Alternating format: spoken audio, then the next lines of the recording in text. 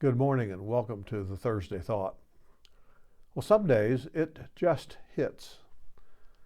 I think many of us know the feeling. There are days and there are times within our days when we just don't want to do anything. Nothing. Those times hit me just like they probably hit many of you. A couple of days ago, for example, I had a few things to do on my calendar. Pick up some food for the food pantry, had lunch with staff that day, a dental hygiene visit that afternoon.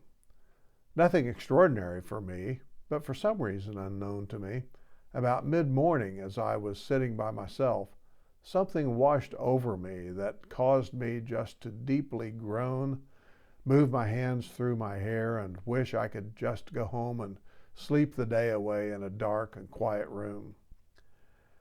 I don't know, but I think they may call that anxiety. One definition of anxiety goes like this.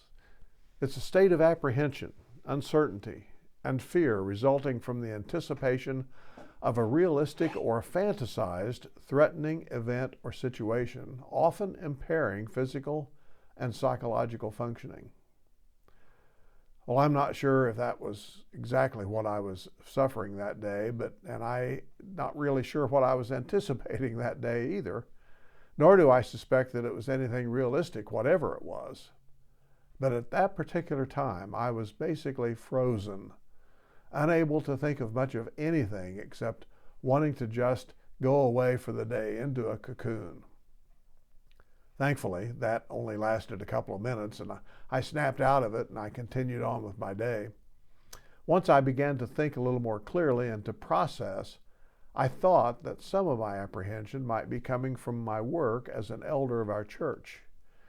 There are some heavy things going on right now with some of our members, and as elders, one of our responsibilities is to help shepherd those folks through their difficulties as best we can.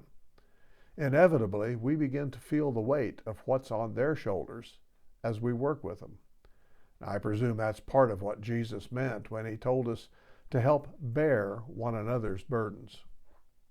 Second, my calendar is usually pretty much open, but a couple of days ago, for some reason, it was rather full. And as I thought about what was on the schedule, I began to anticipate any problems or issues that could come up rather than the opportunities that I had to help and serve. I think that may have contributed to some of my apprehension and, yes, possibly even anxiety. Third, I think older age may play a part. I'm not as vigorous as I once was. I hurt more here and there. I'm more careful when walking or doing anything of a physical nature, acutely aware of my limitations. Some of what I had to do that day was rather physical in nature. My mind still thinks I can do some of those things, but my body tells me differently.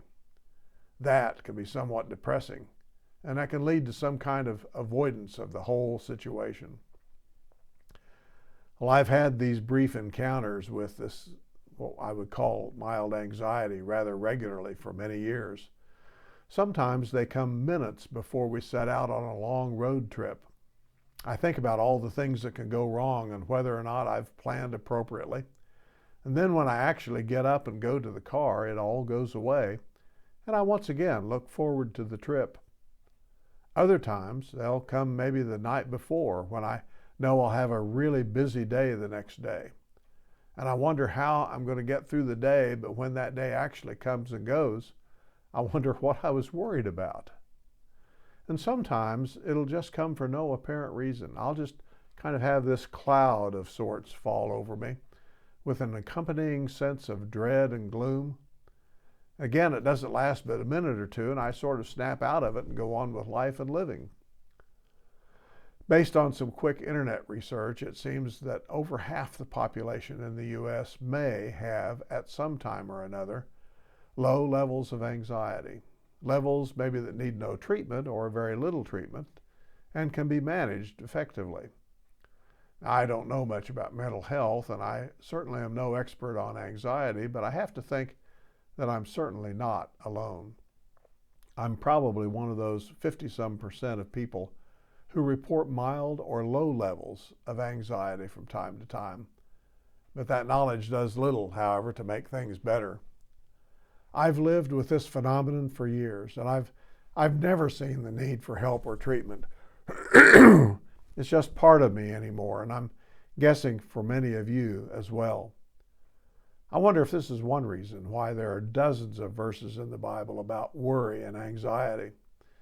It was difficult for me to choose just one to share with you, but I really like Philippians 4:6, where Paul says, "Don't be anxious about anything, but in everything, by prayer and supplication with thanksgiving, let your requests be made known to God."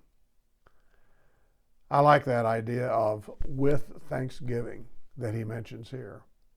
Pray, ask God for relief, and be thankful for what he's given and will give. Doing that, I think, changes the whole thing, at least for me. When I begin to thank God for his gracious provision and I ask for relief, that cloud seems to lift and I can go on with life and living. If you tend to worry, or even if it crosses over into anxiety, you may well be able to manage it on your own with God's direct help, or it may be such that you may need appropriate treatment. That treatment, too, is one of God's gracious gifts. Don't think otherwise. God often works through what we might see as the ordinary and the everyday. Professionals who can help us cope with anxiety are provisions of God for our benefit. Well, thanks for listening, and may your day be one of blessing.